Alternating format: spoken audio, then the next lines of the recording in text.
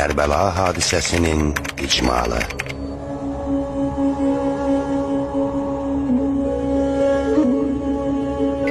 Hicrətin 60-cı ili Rəcəb ayı Mədinə şəhəri. İmam Hüseyin əleyhissalam Muaviyyənin ölümündən dərhal sonra Mədinə valisi Vəlid İbni Ütbənin çağırışı ilə onun sarayına getdi. Vali imama Yezidin məktubunu oxudu.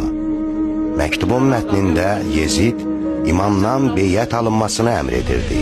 İmam Hüseyin əleyhissalamsa ona beyyət etməyi bir mənalı olaraq rədd etdi və mənim kimisi onun kimisinə beyyət etməz deyərək oranı tərk etdi. Vali bunu gördükdə Mərvan İbni Həkəmi İmam Hüseyin əleyhissalamı razı salmaq üçün təlimatlandırdı. Lakin İmam onunla görüşərkən də öz fikrindən geri dönmədi.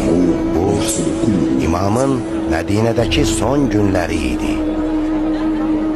O, öncə qardaşı Ömər İbni Əli, sonra isə Muhammed Hənəfiyyə ilə görüşərək başına gələcəklər və həcc ziyarəti üçün Məkkəyə gedəcəyi barədə söhbətlər etdi.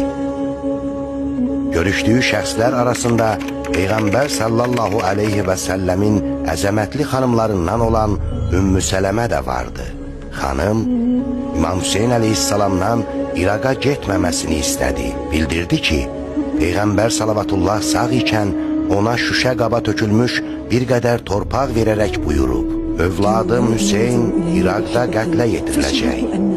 Bunu eşidəndə İmam Hüseyin əleyhissalam öz kəraməti ilə Ümmü Sələməyə şəhid olacağı yeri göstərdi və oradan bir ovuc torpaq götürüb başqa bir şüşə qaba tökdü.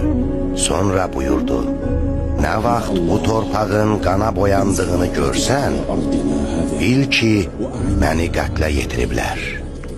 Doğrudan da Aşura günü günortadan sonra xanım şüşəyə baxarkən hər iki qabdakı torpağın qana boyandığını görüb fəryad etdi.